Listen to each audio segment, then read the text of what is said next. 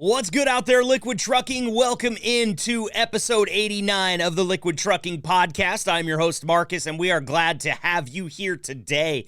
89 episodes every single week. I get just a little bit closer to that big 100, and I'm actually looking for some suggestions for you guys on what you would like to do. What would you like to hear? What would you like to participate in for our 100th episode celebration? I need to start thinking about it. We're creeping up on it, and it's probably going to happen. You know, I haven't actually looked at the dates yet, but my guess is based on just the way it's going to fall, it's going to be somewhere toward the end of the year or maybe someplace a little bit, late November, something like that. So we've got a little bit of time, but I really would like you guys to throw me some suggestions. Podcast at liquidtrucking.com.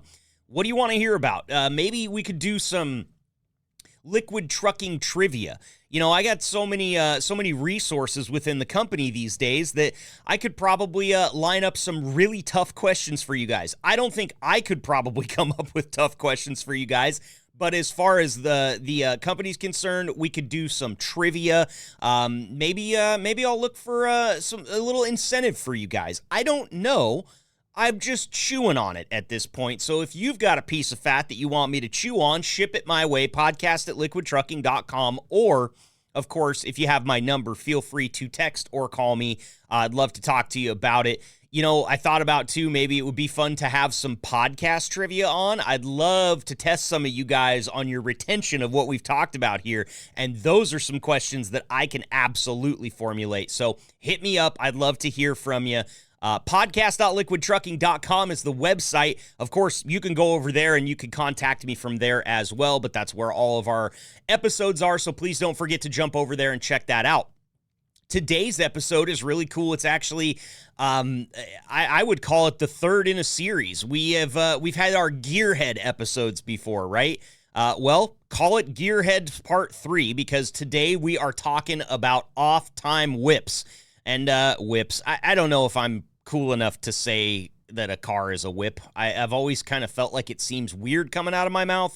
But yeah, we're talking about the things that you guys tool around in your off time. Maybe project cars, maybe bikes, maybe just some bucket list rigs. We're going to talk it all. I got two liquid trucking drivers joining me here in just a few minutes, and we're going to just go through the entire gamut. I want to know all of the things about their rigs, and that could be, as I said, project cars. That could be, bucket list type stuff. We're also going to come up with our Mount Rushmore of our favorite vehicle manufacturers, okay? And I got to tell you right now, I got a wild card for you. I got one going on my Mount Rushmore that I don't think anybody would expect. And it's, part of it is a little bit tongue-in-cheek, but at the same time, I have some personal experience that I truly value and cherish that high school experience. You guys will know when you hear it. I do really feel like when I was 14, I bought a 1972 Chevy. It took out a loan. My dad co-signed on it. Couldn't drive the thing for, a year and a half or so. But I wanted that truck, and it's, to me, all the vehicles that I had in high school, while I love my Silverado that I have right now, aside from the fact that the paint's fallen off of the son of a bitch, the cars that I had in high school had more of an impact because I don't know about you guys, but I went to high school in a very small town, and it was very rural, and there was only so many things that you could do to set yourself apart from a status perspective, right? And one of them was to have a cool or a fast car or maybe something that could go off-road and climb up a tree. And I went with the former there. I went with fast, and always loved talking about everybody. We didn't have anything to do, so we used to cruise the gut is what we would call it. And you guys, I might be dating myself here, but I'm only 40, all right? This was in like the early 2000s. Nothing to do in my town, so we would drive down to one end of town, and we'd hang out in the Safeway parking lot for a little bit, and we'd talk about our cars, and we'd look at our cars, and we'd walk around them. And, of course, we always had them clean. They were always polished and looking nice. And then we would maybe drive the 6.5 miles up to the neighboring town of Joseph and hang out at their supermarket parking lot, see if we, catch anything going on in town, and then drive right on back to Safeway and park there again. So This was a big part of my high school, so these episodes are very special to me. I am not a mechanic. I'm not a guy that has restored any vehicles. I've done some minor work. I helped a buddy of mine pull a 350 out of a Chevy, a 72 Chevy that he had, and redo all the gaskets and everything like that. But I got to be honest with you, I wasn't the guy turning the wrench most of the time. I was the guy handing off the wrench. I was trying to soak up everything I could. But you mechanics will know, you guys, when you know what you're doing, I think you'd rather have people just get the hell out of the way, maybe shine a light, and keep my mouth shut. So that's what I did. And hey, I love the experience that I have, but I know that these two guys that we're about to bring on here have so much more experience when it comes to rebuilding cars, tricking them out in one way or the other, making them faster, racing them even. So it's going to be a really fun conversation. And I also want to put the offer out there to you guys. We only have 2 drivers on this show, but I know there's a lot of you that love to talk about your rigs. So here's the challenge. Hit me with a picture. Let's set up a gallery on the website. We've got this great website, podcast.liquidtrucking.com. You hear me talk about it all the time. We might as well throw some of your off-time rides up there. If you guys want to take some precautions and, blur out the plate or whatever, I'm fine with that. Just send them to me, though. Podcast@liquidtrucking.com, or, of course, you can text them right to me while you're listening to this. But send them on over, and we will get a gallery set up on the website so you guys can show off your chrome, man. I know that there's a lot of you out there that you probably haven't met each other yet, but if you did meet each other, you would be like, damn, I really would like to talk to this guy more. And maybe, just maybe, that's my subtle way of foreshadowing something that's going to happen in this interview with Dusty Erickson and Corey Kallmbah from Liquid Trucking that's going to happen, how about right now?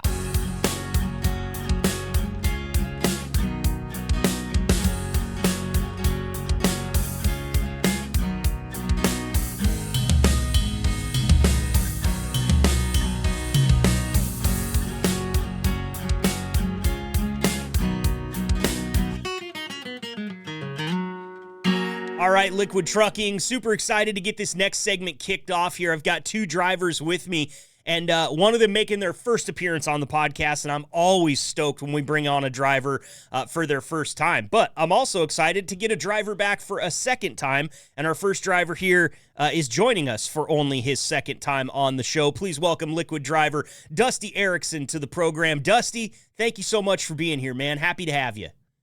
It's a pleasure to be part of it. Well, I understand, we get drivers joining us from the road, from home, from all different areas of their life, and you are kind of unique in that today, as you're joining us from one home and you're moving to another one. Is that correct? That is correct. I'm busy packing right now. Okay. So are you one of those guys that enjoys the packing and kind of likes to get everything organized, or are you one of those guys that dreads it and leaves it until the last minute?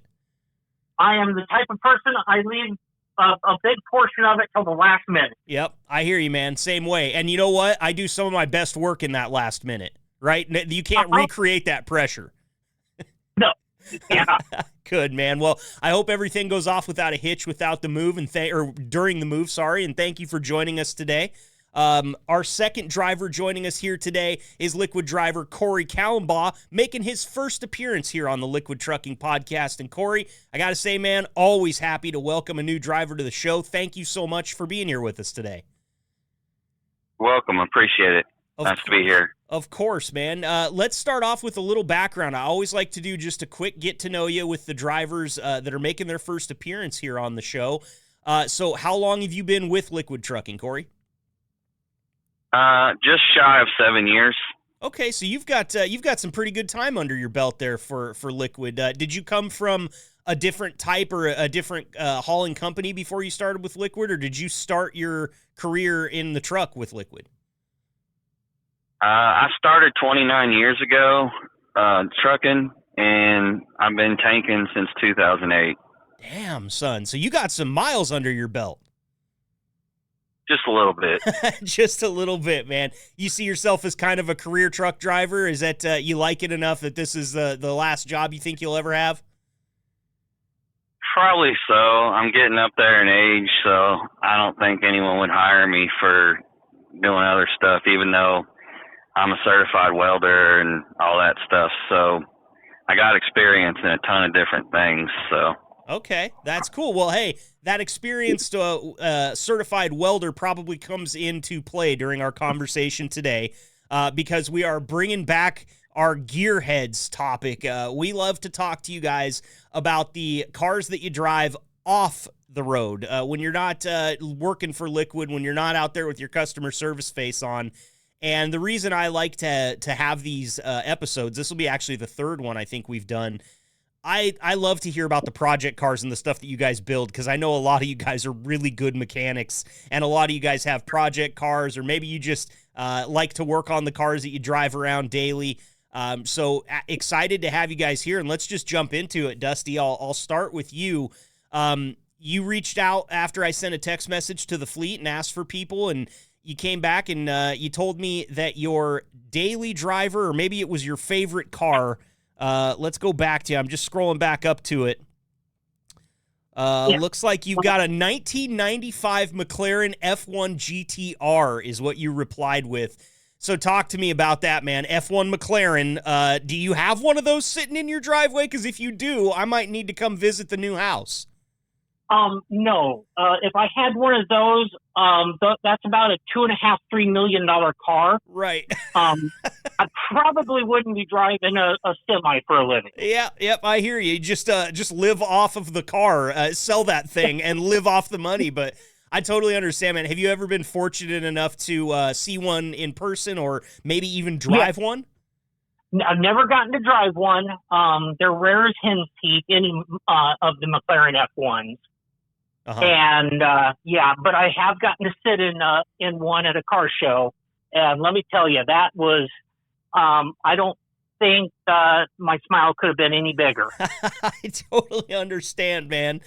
Did they check your pants, like the jeans that you had on, for the little button tabs or anything like that to make sure you didn't scratch the leather? No, they actually had one of those, like a fender cover. They had a custom made fender cover that went over the door sill and everything. Perfect. That's good, man. That's and you good. had to take you had to take your shoes off. It was because that car, you actually sit in the middle of it. The driver's seat's in the very center. Oh, that's crazy. That's nuts. I'm glad that they take those steps to protect it. Obviously, it's a very valuable, very rare piece of machinery, and you'd hate to have, the random idiot jump in there and scratch it. I used to work at a Chevy dealership in high school, and I was the detail guy. And I'll never forget, the owner had, I think it was a 1989 Corvette that he loved. And I mean, it was 89. It's a good year. Any Corvette year is a good year, but there was nothing crazy about this car. But he had me wash it for him and wax it twice a month. The owner would bring it in, and my experience driving it was just pulling it around from where he would park it into the wash bay. And just like you said, Dusty, shoes off. There was one time where he made me drive it in my boxers because my pants had a lot of little leather tabs on it. And he said, just take your pants off before you drive it in. And I was like, I don't think that you can tell me that at work. But I did it, so, anything to not scratch that car or not cause any damage. So glad to hear they protected it like that. Well, listen, that's a pretty high price, very rare car to have as your favorite. So understandably, it's your favorite rig. But what are you tooling around with in your off time, Dusty, when you're not driving truck? Well, I was a mechanic for 20 years before I started driving truck. So I kind of have a assortment of cars. Okay.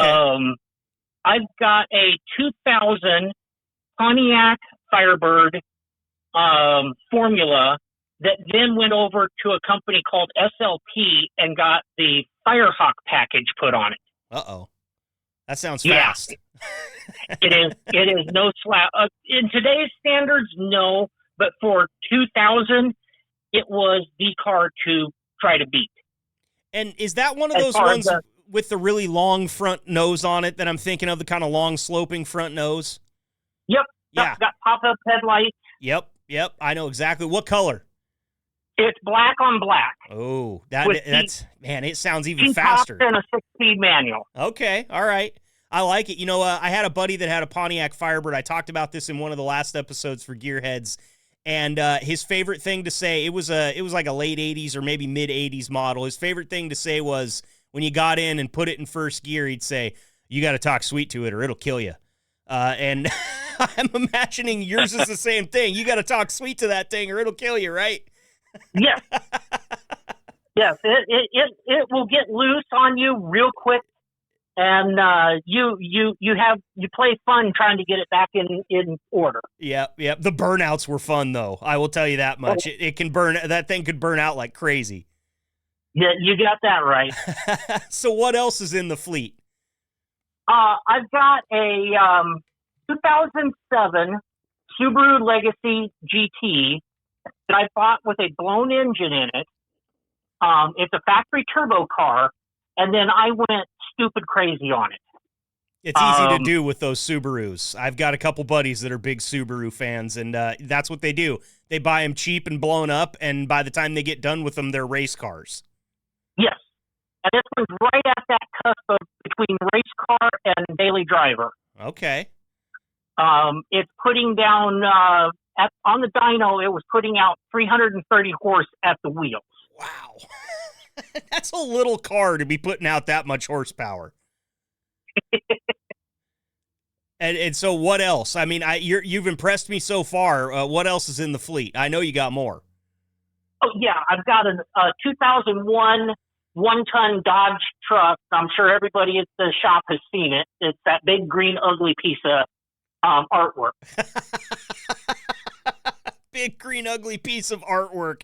That's a very poignant way of describing a one-ton Dodge. I'll tell you that. I feel like you had some other words in mind, but you self-edited there. And is that kind of that's the one that does all the heavy hauling for you at home, I assume? Because if you're a mechanic, you're probably packing around some crate engines or some heavy pieces of material to put on cars. So that Dodge probably gets its work in, I assume. Yes, it does. Good. Considering it has 500,000 miles on it, and still going. And here, I was just about to tell you to buy a Chevy, but I can't argue with 500,000 miles, man. That's wild. Oh, that's crazy. Did you buy it new? No. I bought it about 5 years ago, and I don't plan on selling it anytime soon. So. Okay, all right. Well, does that round out the fleet, or you got more? Yeah. That rounds out the fleet for right now. Some friends and I are getting ready to do a cheap car challenge. Okay. With a max budget of $2,000. That sounds fun, man. We have a thing over here called the Gambler 500 in Oregon, and it's a trip across Oregon, and you can only spend $500 on the car, and I think it's 500 miles. And it's over some, it's over some highway, but also over some rugged terrain and overland and stuff like that. So something like that has always intrigued me. Spend a little bit and see what you can get out of it. And I bet yours is probably all with like mechanic friends too, right? That can build a car from the ground up. Yes. Okay. Almost all of us are. Yep. And what are you planning so far? Have you gotten into the planning stages yet? No, I have not. Because we're now, it's going to be next year before we do it now. Okay. But we just kind of decided to start this a couple of months ago, and a couple of people have already bought their cars, but I haven't yet. Okay. Well, hey, you just gave us a reason to do Gearheads Part 4. We're going to need to check in on you and see how that project is going once it actually gets off the ground, because I would love to update everybody listening. We'll be rooting for you, Dusty, for sure. All right. That's awesome, man. Well, Corey, thanks for being so patient, brother. I know that sometimes I get to talking with people, and I promise you, I know it's your first time on here. I haven't forgot about you, man. Let's talk a little bit about your background, too. We already talked about your trucking background. Do you have a mechanic background like Dusty does? I know you've been driving for a long time, which means you probably know your way around most things under the hood. I'm not a professional mechanic, but I probably got more tools than a lot of the guys in our shop have. Yeah. I've been around drag racing since I was a kid. My mom was a drag racer, and so we always went to the track. My whole family did. And I just kind of became a motorhead then. My dad had a chrome plating shop in St. Louis when I was a kid, so I got to be around a lot of neat vehicles. I mean, he worked on the Bigfoot monster trucks and a lot of tractor pull stuff, truck pull stuff. So I was always around engines and loud race cars and stuff like that. So it just kind of stuck with me. Yeah, I guess bet so. You have some stories to tell from the Bigfoot era. Yeah, it's funny. My wife sent me a video of the biggest Bigfoot. I can't remember the exact number it is because he's had so many of them. But she didn't know that I had been around the Bigfoot guys back in the day and stuff with their trucks, and my dad doing work and chrome plating for Bob Chandler and all that. But yeah, we done a lot of I do a lot of engine work, and I do chassis, I do EFI tuning.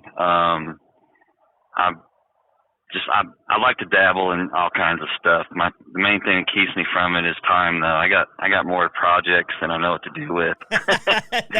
that means you're a true motorhead, man. That's what everybody I know does. One of my best friends in the world, he'll get something about half done, and he'll buy his next one. I'll say, dude, you can't do that. You're never gonna finish. And he goes, no, that's how you do it. So. What do you got lined up as projects right now? Any rigs that you're working on trying to get rolling or anything that you finished? Yeah, I got a 88 Mustang GT that is tube chassis from the firewall back, running a 4-link and all the drag race rear suspensions, double adjustable coilovers, all that stuff. I transplanted the LS engine into it, so a lot of the Ford guys are probably ooh and ahhing on that. Yeah, but the Chevy guys are happy. The Chevy guys are rubbing their hands together like an evil villain, right? Yeah, pretty much so. But it's a drag car, and it's also a street car. I was going to do a drag and drive on it, and I signed up, and I wasn't satisfied with where it was going to be, so I didn't get to do it. That's a problem. I put this thing together, and I decided to change my mind. I want to change it around a little bit, so I changed it around. But here we're coming up on, there's going to be no more changing. I put a tube front end on it now, and it's going to be turbocharged. It's going to have a 94 millimeter GT55 turbo. So it should put down about 1,300 to the rear tire. Wow. That's unbelievable. And then you're going to take it racing, I assume, at that point. Yeah. What the thing about a turbo car is you can drive it on the street. You can drive it at the track. I mean, really the boost is what makes the power. You take the boost away, and you just got a normal, pretty docile car to cruise around in. Okay. Well, that's the first time I've ever heard anybody mention docile and 1,300 horse to the back wheels in the same thought, but I get it, man. You know more about it than I do, but that's awesome. I love that. And again, I say the same thing to you that I said to Dusty. Once you do start racing it, I'd love to get you back in here and get some updates on how things are going because, man, you've got it in your blood. Your mom was a drag racer. You said your dad did chrome plating. I have to imagine, like, if my dad had a chrome plating shop, I'd have had chrome baseball bats and chrome water skis and anything that I could get chromed in. Did you go hog wild in that shop when you were a kid, or were you just kind of sitting there wide-eyed and watching everything happen? Yeah, I built a mini bike back when I was a kid, really old school looking mini bike, and had a Bridge and Stratton 5-horse on it, and the whole outside of it was polished up and plated up and stuff. So cool. It was everyone's running around town with their painted up black Bridge and Stratton, and I got mine shining like a diamond. That's so cool, man. That's so cool. Well, what else do you have? I mean, I know you said you got a lot of projects. We've covered one of them. What else is in the works or already out there on the road rolling? I got a 63 Chevy 2 Nova 2-door, and that's going to be probably my final project. That's going to be the cruiser. It's going to be turbocharged too, but it'll be more or less for going out on cruise nights, and then if I want to have a little fun, maybe turn it up a little bit. But that's one of my top 5 favorite cars, and I bought it years ago for like $800, and I ain't never getting rid of it. Wow. Okay, so I know that that some of those had, what was it, a straight 6 in them, but didn't they also make some of them with, was it a 326 or was it the 350? They had I think they came with the 327 in them, but there's also they also some with 4 cylinders too. Okay, and yours, I imagine, you're not bopping around in a 4-banger. That thing's got 327. Oh, no. No, mine will have a LS space 400 in it, like a 408, something like that. Okay. I was, there was part of me that said, oh, I wonder if he's going to try to, squeeze a 396 in there. Nah, there's probably not enough room. Let's go for a 408. I love the way your mind thinks, Corey. You're perfect for this podcast, man. There's room. We could put 632 in there if we wanted to. There's plenty of room. That's crazy, man. You can, those front ends unbolt, the whole front suspension unbolts. It's 8 bolts. You can take the whole front end off, and you could put like a tubular front end on it with the Mustang 2 style front end or whatever, and you could put a big block in there. Very simple. There's a lot of room once you get rid of those shock towers.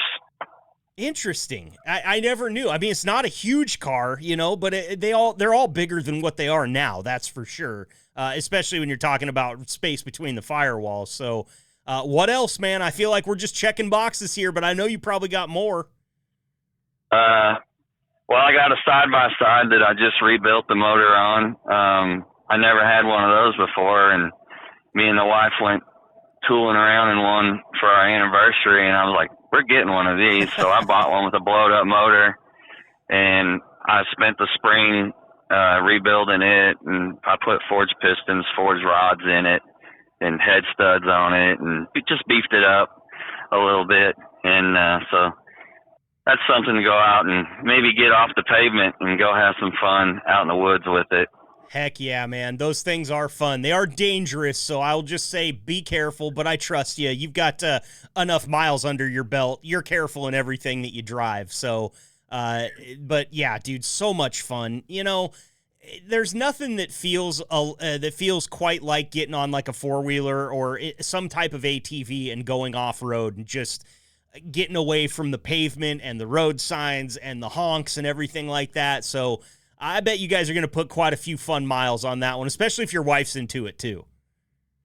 Yeah, I let her drive because I figured if I drove, I'd scare her and she wouldn't enjoy it. So Smart man. I let her drive. And then usually the crazier it gets is when the bigger my smile gets, because I like to get a little crazy. And when she gets after it and stuff and be going, I'll just kind of be laughing and giggling and smiling. And I'm happy just to sit over there and let her drive and me just chill out and look at the scenery and figure out what kind of obstacle we're going to come up with next. Yeah, it sounds like a hell of a date night, man. I love that. That's awesome. Well, thank you guys both for running down the fleets there. I appreciate it. And I'm happy to know that there's so much horsepower running through the veins of this podcast right now.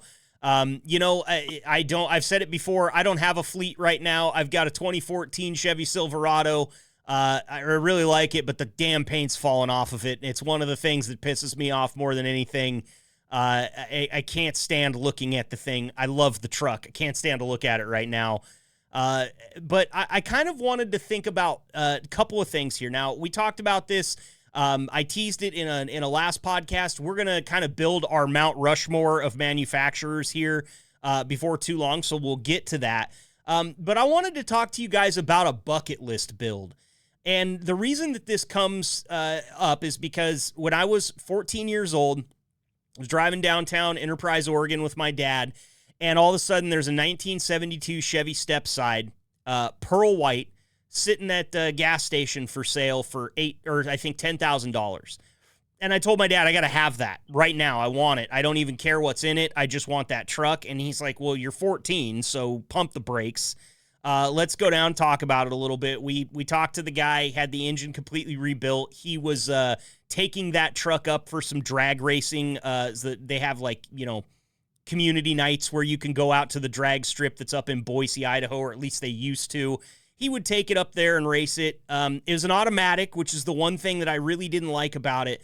but I will tell you that truck would bark the tires when it went from drive to overdrive. At like 65 miles an hour, the tires would bark on it when it shifted. Loved that truck.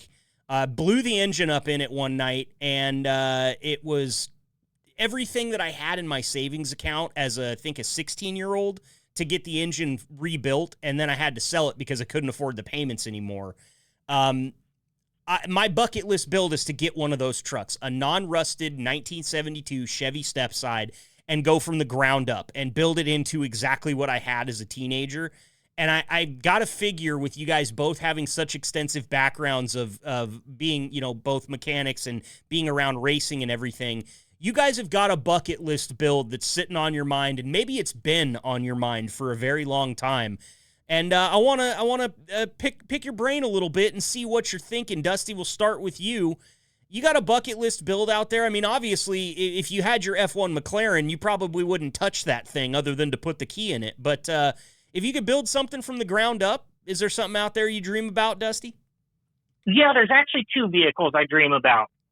One is a K5 Blazer. Probably a 72, so it had the removable roof that came all the way up to the windshield. Yep. My father had one of those, 80-something, but we went camping, we went everywhere in that truck. Unfortunately, it was so rusted out by the time I would have been able to do something. It would have been a whole new body, whole new frame. It wouldn't have been the same truck after I was done. It would have been pretty, but it wouldn't even have been his truck anymore. Mm-hmm. So I want to build one of those. And then you're going to think this is really weird. I want a cruiser. I want a 57 Chevy 4-door station wagon. That's not weird. Those things are awesome. I like Tri-5s. Yeah. Those things are so cool looking. And now, correct me if I'm wrong, was this the vintage that sometimes had the woody paneling on it? No, this one would have been, that's the vintage where they had all the Bel Air chrome going down the side of it. Right. And kind of a early version of the wings in the back going into the space age. Okay, so a little later in the lifespan of that lineage of cars, yeah. Yeah, Gotcha. A little bit later. Tri-5 Chevys, but my favorite is the 57. And yes, I know if it's got two doors, more than two doors, nobody wants it. But I want a 4-door station wagon. Well, hopefully that'll make it easier to find if you ever do decide to do it. It seems to me like every county has a guy that collects mid-70s vintage Chevys. I see it all the time. I saw one out in the Midwest. I think I was up in Ohio when I saw it. There's a guy back in my hometown. If you drive out to his farm, it's like a wrecking yard of 70s vintage Chevys out there. He's got trucks, Yep. He's got cars, he's got Suburbans, you name it. So maybe you'll get lucky, or maybe you've already got your eye on one, Dusty. I wonder, have you hunted any of these down? Are you kind of actively looking for one? No, the whole reason I'm moving is because I'm getting out of a covenant-controlled neighborhood and everything, and I bought 2 acres outside of town, and I'm gonna get the shop built first. Okay, gotcha. So you're gonna be the Chevy guy that has a wrecking yard of Chevys on your new property. Is that what you're telling me? Yeah, probably. Okay, all right. Well, my friend had a 79 K9 Blazer when we were in high school. And, I've told you guys, grew up really small, really rural. And one of our favorite things to do was get beech nut chew, the old long tobacco leaf stuff, not like snooze, but like, old school cowboy chew, and get our 22s and drive out in the fields and shoot squirrels out of the back of that thing with the top of it off. And core childhood memories that you just brought up, talking about that vintage of Blazer. So I hope you get one, man. That's a really fun rig. And I imagine really fun to restore, too. Yeah. I hate to do this to you. Can I cut my part of the interview short now? Absolutely. If you need to get back to moving, Dusty, we totally understand. I do. I've got a couple of movers over, a couple of friends helping me move, and they're kind of looking at me funny. So okay, well, when they do that, you got to buy them beer and pizza. I think that's the common language with friends helping you move. So thanks, Dusty, for being here. Thanks for taking time out of your busy schedule to do the podcast, man. We really appreciate it. Yeah, keep me in mind. I love talking. So you guys have a wonderful rest of your day. I don't know. It's Chris, right? Corey. Are you around the yard at all? Not often. I run out of Springfield, Missouri. Oh, so. Okay. I'd love for you to shoot me your phone number because I'd love to talk to you more off the podcast. Okay. Hey, I can play matchmaker for you guys because I got both your phone numbers, so I can set that up. Perfect. Thank you. Yep, no problem, Dusty. Good luck with the move, man. Thanks for being here. Thank you, guys. Have a great rest of your day. Take it easy, man. That's Dusty Erickson, liquid trucking driver. Glad he was able to squirrel out a few moments for us there. All right, so Corey, that brings us on to talking about project cars with you, man, or not really project cars. We already know what you got in the works, but talk to me about any bucket list stuff. You got anything on your mind that's just a dream build for you? Yeah, I have quite an extensive list of cars that I probably will never be able to afford. And they're just all old iron, though. My favorite car is probably a 55 Chevy, and I would love to have a 55 Chevy kind of done up as a cruiser to just cruise around in. And those things are getting ridiculously priced and stuff. And if you're lucky enough to find one that's not completely rusted out, then if you got the money, you should probably snag it and just park it in the backfield or whatever for a while until you can get to it, because they're becoming pretty hard to find. Yeah, man, I've seen some real beat up ones that are going for, over $10,000. Their prices obviously vary on them, but it's wild to see a car like that's that old that people are just sorry, I'm not letting go of it for pennies, you know? Right. You know, I look at them cars like that, all that stuff as just artwork, whether they're rusted out or whether they're a show car. I mean, it's just a piece of art to me. And if you've ever had those kind of cars just sitting around, you're not going to lose any money on them, especially nowadays. So yeah, just leave it. And I mean, if nothing else, people would need, maybe it's so beat up that it'll never be a project car, but maybe it's got a straight panel on it somewhere. You can get some money out of that, I'm sure. Yeah, like a roof skin would be like $500. Wow. So, I mean, just a roof skin. So the rest of the car can be totally toast, but if it's got a good roof, somebody's going to need one for theirs, and they'll buy it. That's so cool, man. So that's kind of the apex of the bucket list, it sounds like. That's the one that's the pipe dream. Yeah, probably. Other than that, my next one would probably be a 41 Willys coupe. Okay. That's way back sure. there. Yeah. There was a movie back in the day called Hot Rod, and it was an old movie about drag racing, and the guy in it had a 41 Willys coupe. And I did a chassis for a guy a long time ago. He had a 41 Willys coupe, fiberglass body, and so I did it up for him and stuff and got it sitting nice and neat and at a good level that a hot rod should sit. I see so many cars, and they're at the wrong level. They're either the ass end sticks up too high or they're too low. I mean, you got to have that right look just to set off everything in it. And so I like those cars with all the curves because there's just so much you can do to them and stuff. But then on the opposite end of the spectrum, I like the little square boxes like the Chevy 2s also. Yeah, right. Well, I got to figure that a 41 Willys coupe is maybe even magnitudes of order harder to find than a 55 Chevy would be. Pretty much, yeah, most definitely. The thing about the Willys, though, is you can buy a fiberglass body on those. I mean, you can buy a whole new 55 Chevy body right now, like brand new, like it rolled off the showroom floor. But my God, they are just so expensive. Yeah. But for probably 10 grand, you can buy a fiberglass 41 Willys body and build it into a car. That's what a majority of them actually are that are out running around. Sometimes you'll find one that's real steel. Okay. That's interesting. I had a friend, actually he's a friend of my dad's that did a kit car with a Cobra and the little Ford Escort. I think it's the SX3 is what it was. It's like the 3-door Escort. That's the frame that he put it on. And I was always blown away by that. It's like, man, he drives around in what looks to be a 60s vintage Cobra, but it's on like a 90s vintage Ford frame.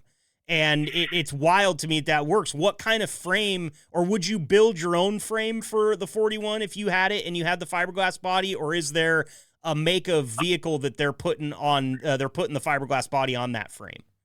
You can build a chassis nowadays pretty easy with all the aftermarket stuff that's out there, but also an even easier one that they're modifying to put these bodies on is a lot of people are using S10 chassis to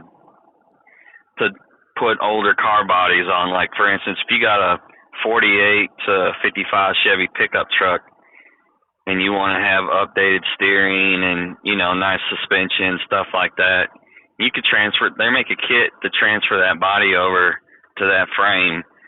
So basically you'll have a 51 body, but it'll be riding on like a 88 to 90 something S10, whatever S10s came out from 82 on, I think. But Sure. But even in 82, that suspension's way much more capable than it was in 55. So yeah, absolutely, man. 30 years of technology advancements really smooth out the ride, I would think. So exactly, independent front suspension, stuff like that. So for sure, but man. Yeah, I like the cruisers, so I'll probably never do a Willys, and I'll probably never get to do a 55, but that's why I'm holding on to the little Chevy too, because it's not often you get one of your top 5 cars. Not often you get one of your top 5 cars, and I'm holding on to it, so I'm definitely going to put it together. I put it together once before, and then I'm taking it apart, so now I'm going to probably put it together and just keep it together. Well, good for you, man. That's awesome. And hey, that's why we call them bucket list things, right? It's a real, it's something I would love to do before I die. And I think we've all got lists like that built up, and we're all going to die with very incomplete lists that we've accomplished. But that's why you do it. It's good to have something to strive for there. And listen, I've got you here I want to spend like maybe 5 more minutes with you and let you get back to it, because I know you're out there working hard. But let's talk about our Mount Rushmores real quick of vehicle manufacturers. Mount Rushmore's got 4 presidents on it. If you could pick 4 vehicle manufacturers to put up on a Mount Rushmore, who's going up there for you? And I want to just put a caveat out there for all the drivers real quick. This is a person that grew up with a mother as a drag racer, dad owned a chrome shop. We talked about his background. So this Mount Rushmore is way more legitimate than the one that I'm going to give you shortly after Corey gives us his, okay? Just remember that. Corey is the one you should listen to. Who's going up on your Mount Rushmore for vehicle manufacturers, Corey, if you had to put one together? Well, I'm an America First, so basically it's going to be the big 3 going to be going up there, because I love muscle, American muscle. I love the way V8 sound. And so first one obviously be Chevy, and then Ford, and then Dodge. And I guess if I was to go with the other one, man, that's kind of rough, but I'd probably go with someone like Ferrari, just because they're racing history and stuff. Sure, and you're not going to catch yourself dead saying Toyota or Nissan or something like that. Like, I know, I haven't known you long, but I think I know you that well already. No. Yeah, those things make more noise. I mean, you can hear them a mile away, but it takes an hour for them to show up.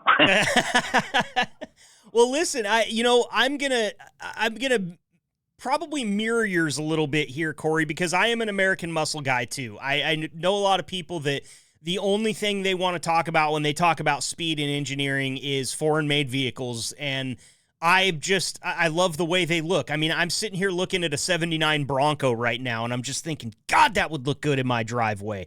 I wouldn't even need to drive the damn thing. It's just awesome. So I'm going to be right there with you. Chevy's going up there first. You're my man when it comes to Chevys. You knew that I was going to be a Chevy guy when we were laughing about the engine in your Mustang. So, you know, I got to put Chevy up top. I got to go blue oval next. Of course, Ford. This is where I'm going to deviate a little bit, man. Every Mopar that I've ever been around has been the biggest piece of shit. I was in a Mopar once. We were driving down the road in my little rural town. Actually, we were out of town where there's no lights. They don't have lights along the highways in towns the size I grew up in. Middle of the night, we're out there driving in this damn Durango, and all the electricity went off. The engine was still running, but every light in the vehicle shut off. It was pitch black. We couldn't see it, and the vehicle's still running.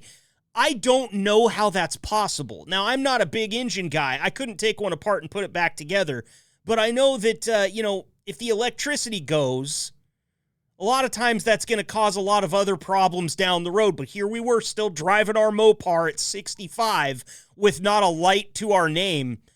So I got to keep Dodge off of mine. And I know that's going to piss a lot of you guys off, and I'd love to hear from you about it. Podcast@liquidtrucking.com. Send me an email. Give me a phone call. Chew my ear off, because Dodge, Mopar, Chrysler, none of it. It's not going on my Mount Rushmore, which means I've got to go with a foreign automaker because I can't put Tesla on there. They'll burn me at the stake. So, you know, I actually like Teslas, to be honest with you. Well, hey, look, there's some of them that aren't bad looking. I still can't get my mind around the Cybertruck.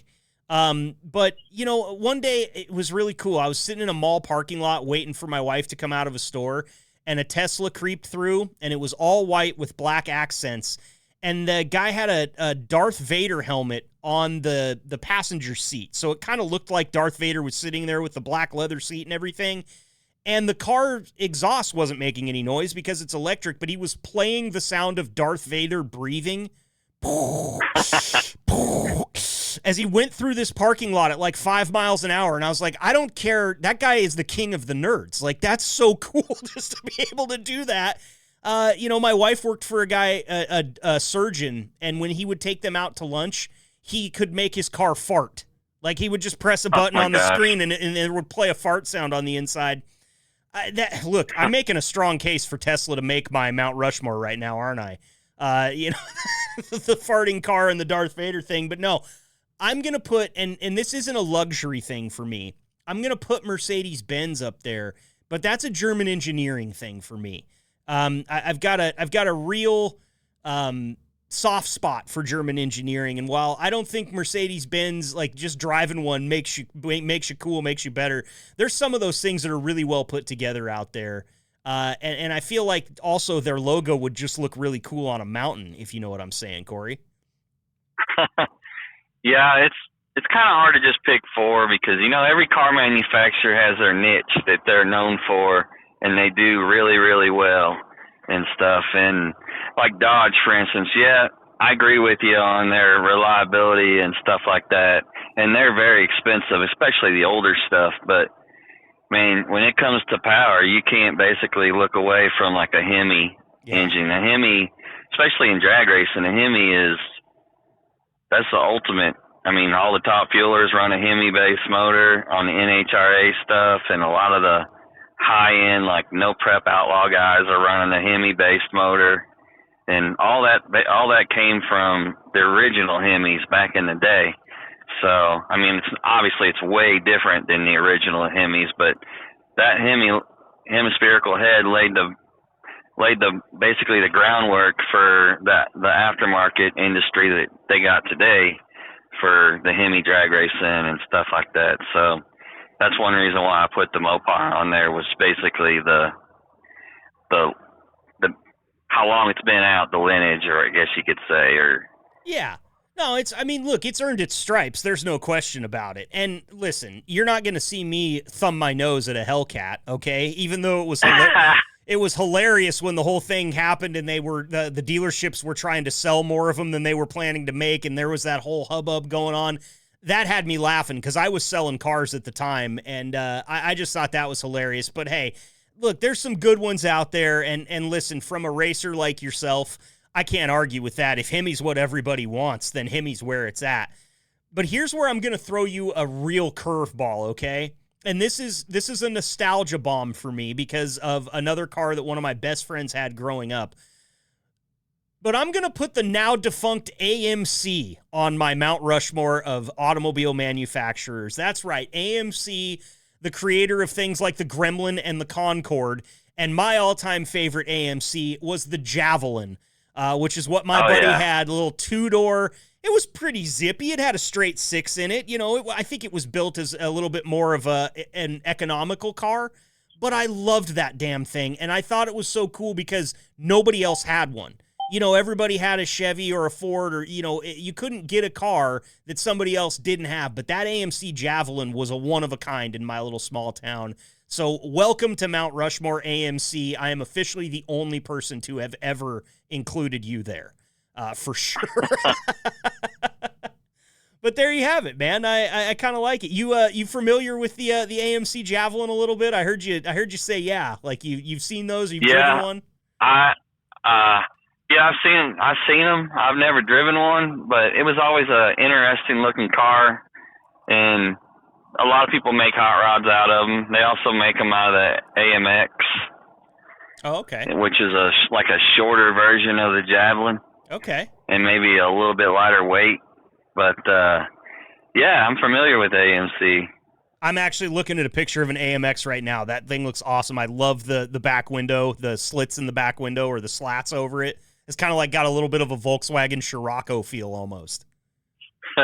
Yeah, there's a name you didn't expect to get brought up during our Gearheads conversation, and that one's for you, Mom. So I'm going to go ahead and wrap this up. Corey, I can't thank you enough, man. I hope that your first appearance on the podcast was fun. Did you enjoy joining us today? Yes, sir. I really enjoyed it. Awesome. Well, we welcome you back anytime you want to come on, and that invitation goes out to every Liquid driver. All Corey did was answer a text, and it was that easy. A few days later, we're chatting about all the cars in his garage. So if you're interested in coming on the pod, make sure to follow that lead. Corey, I always do one thing here at the end of each podcast segment when I have drivers on, and that's clear some room for final thoughts. This can be anything. If we left any rigs off that you want to talk about, feel free to put them here. You want to give shout-outs to friends and family that might be listening, that's fine too. Or if you just want to say a quick piece to the people you work with, the floor is wide open, and it is yours for final thoughts, so take as much time as you need before we get out of here today.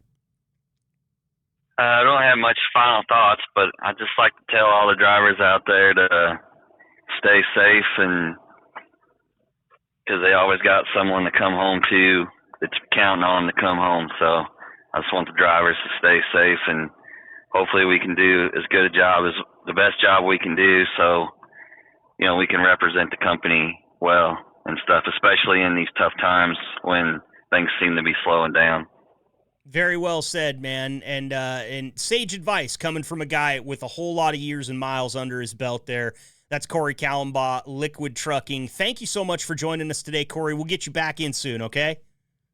Thank you. Have a great day.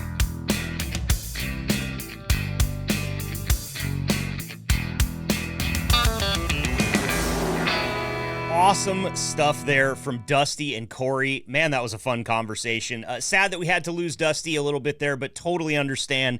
He's moving house, man. That's not an easy gig, and when you got a bunch of people over there waiting and you don't have hot pizza and cold beer for them right on hand, look, I get it. I would probably hang up the interview too if I were Dusty. So I want to thank Dusty for giving us the time that he had today. I also want to thank Corey. Fantastic conversation there. A couple guys that don't join the podcast very often. In fact, that's only Dusty. I think he said it was his second appearance and is Corey's first appearance. So super happy to have those guys. And you heard me maybe foreshadow something. Like maybe you two of you guys haven't met out there, but when you see each other's cars and you hear about each other's exploits in the garage, you're like, dude, I want that guy's number. Well, that's what we're here to do on the Liquid Trucking Podcast, right? I want to entertain you. I want to bring you any pertinent info from the company. I want to make sure that we're up to date on all of our safety protocols and everything like that. But at the end of the day, man, it would be cool if a couple dudes met because of the podcast and ended up with some type of friendship outside where maybe they're in each other's garage helping each other restore a car or change a tire, anything like that. I love it. So I did facilitate contact between Dusty and Corey after that interview. So those guys are hooked up. They both have each other's number now, and I'm happy to do the same for any of you. If you come on and join me on this podcast, that's all we're doing. We're building connections. We're building culture. And, every single time that I talk to two drivers that maybe have met each other once or they've crossed paths, but they don't, necessarily interact all the time, what I find out is that there's so many good people working for this company and everybody has kind of a like-minded mindset that they end up being friends because they came on the podcast together. And they might not, they might not go to Hawaii together. It might not be something like that, but it's a work friendship that can really benefit you because, hey, we all know how hard the job is that you do.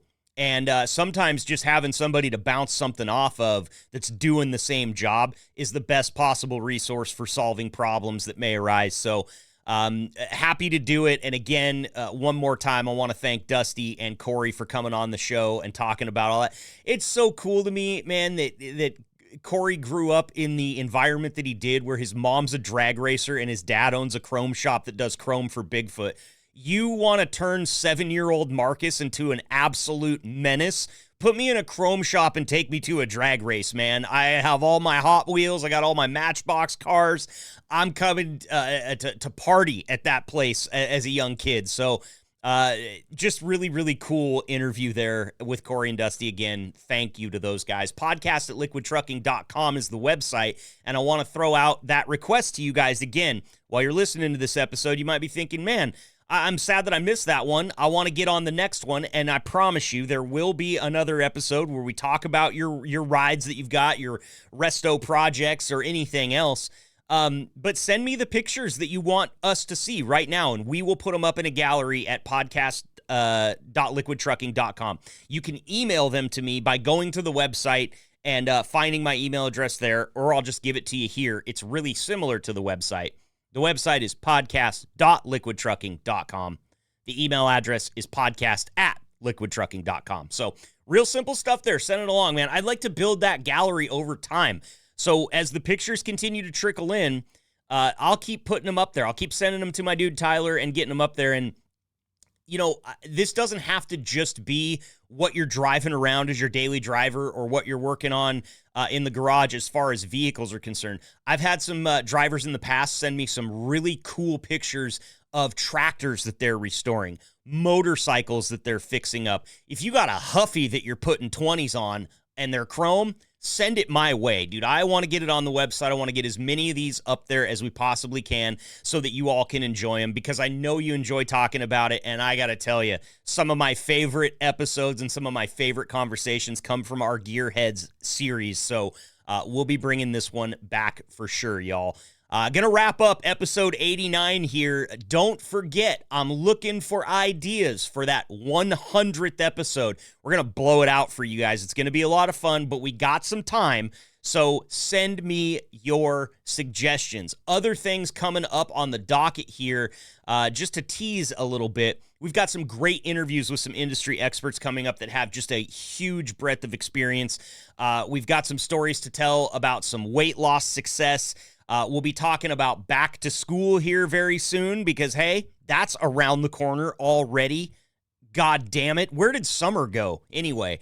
And also, the nice thing about back to school is it bums me out that summer's gone, but you know what that means? That means football season, baby. Oh, I can taste it. I can smell it in the air. It's almost here. You know how you know that football season's right around the corner is because there's no football to watch, but all your favorite sports pundits can't shut up about football right now. They're in the same boat that I am, and we're going to be talking about it here on this podcast coming up in just a few weeks, so stay tuned. And thank you for clicking download. Every single one of you guys that downloads an episode helps out the Liquid Trucking Podcast. We greatly appreciate it.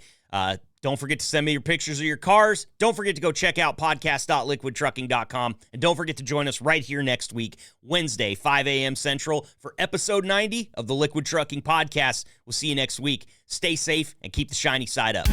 Thanks for tuning in and being the gold standard of drivers on the road. Be sure to like and subscribe to the channel and tune in next week for another episode of the Liquid Trucking Podcast. Interested in finding out more about what it takes to bring a podcast like the Liquid Trucking Podcast to your fleet? Bulldog provides tailor-made top-to-bottom podcast production services. We'll meet your terminal staff, connect with your drivers, and bring you the content you want your drivers to hear. Type bulldog.works into your browser to connect with us and learn more about what we can do for your fleet. That's bulldog.works for podcasts, tenacious recruiting, and more.